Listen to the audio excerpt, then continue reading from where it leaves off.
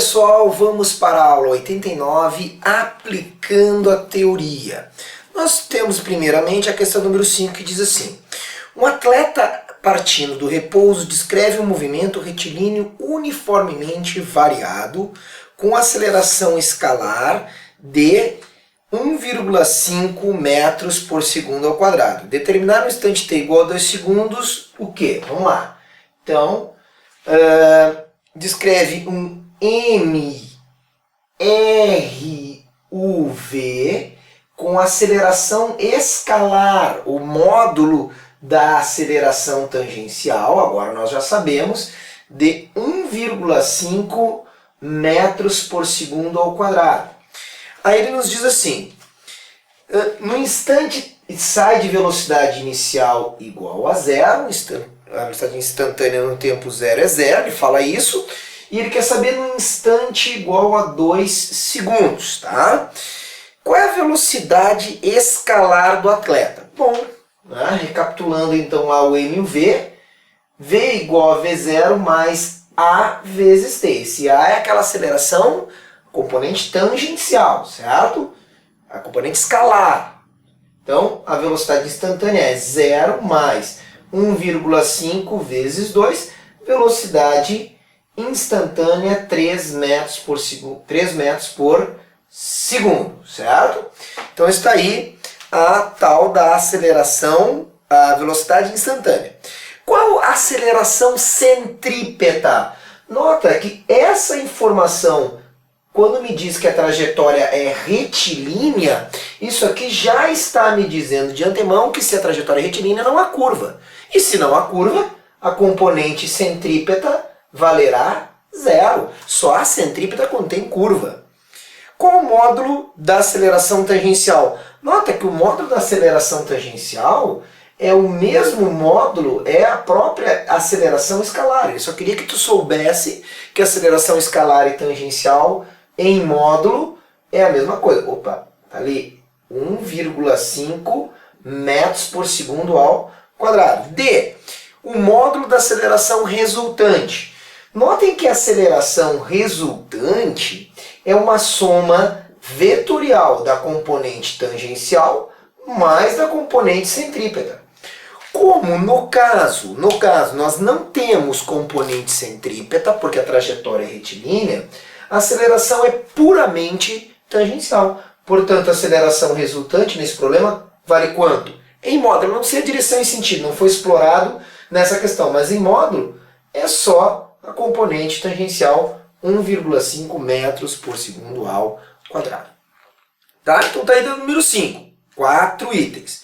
Vamos para a questão de número 6. Na questão de número 6 aparece um desenho. Então aparece assim. Aparece assim, A, depois PB, então P aqui no meio, B aqui, depois uma curva, mas não é uma curva qualquer, uma circunferência. BQ e depois C. E ele nos deu a orientação que é de A para C. Tá? O menino em seu skate percorre a trajetória indicada. Tá?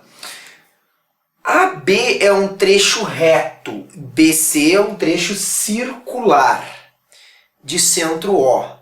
Tá? Então ele dá o centro aqui, o centro é o O. O centro da trajetória circular é O.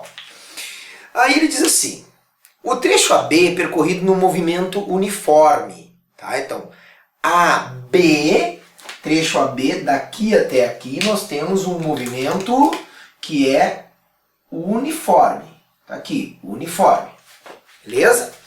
Aí ele diz que BC é um movimento uniformemente variado. Então, de B até C é uniformemente variado. Tá? E retardado. Ou seja, o módulo da velocidade está diminuindo. Correto? Então, MUV retardado. Ele falou isso para nós. Retardado. Fechou. Agora vamos lá. Representar o vetor velocidade dos skatistas em P e em Q.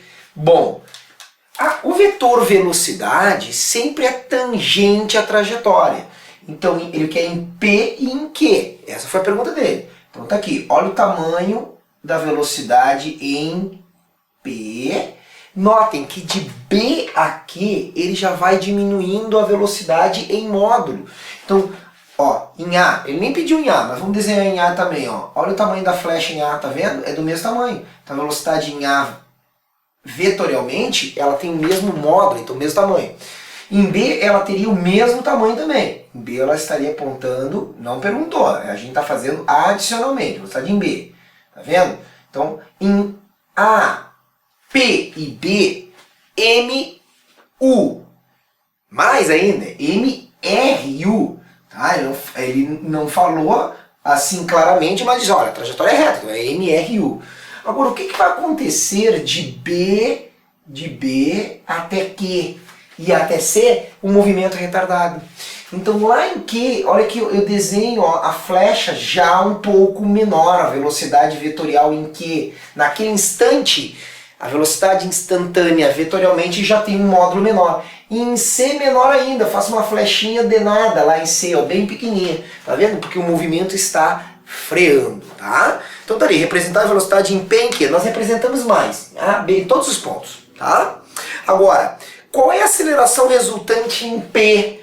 Bom, em P nós temos o MRU, R sem centrípeta, uniforme sem tangencial. Conclusão, de A até B e inclusive no ponto P, a aceleração resultante. Não tem nenhum tipo de aceleração MRU. É o único movimento da física sem aceleração, o MRU, porque não tem nenhuma das componentes.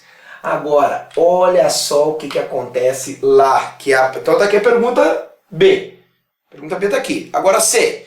Representar o vetor aceleração tangencial, centrípeta e resultante lá no ponto Q. Vamos com cuidado agora. Vamos com cuidado.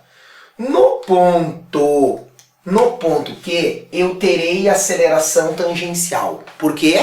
Porque está freando. A pergunta é, tangencial, como é que é? Tangente. Tangente pode ser a favor ou contra o movimento. Nota, a aceleração tangencial, a componente tangencial é contra o movimento, porque o movimento é retardado. Então tá aí uma parte. Lembrando que a aceleração é a resultante de duas partes, de duas componentes. Uma componente contrária, tangencial. A outra, olha lá, apontando lá, ó, para o centro da circunferência. Por isso, centrípeta, para o centro. Como eu tenho duas componentes, eu tenho a componente centrípeta e a tangencial, notem, eu vou ter que fazer uma resultante vetorial, somem essas duas, é uma substituição, e olhem a aceleração resultante em relação ao vetor velocidade.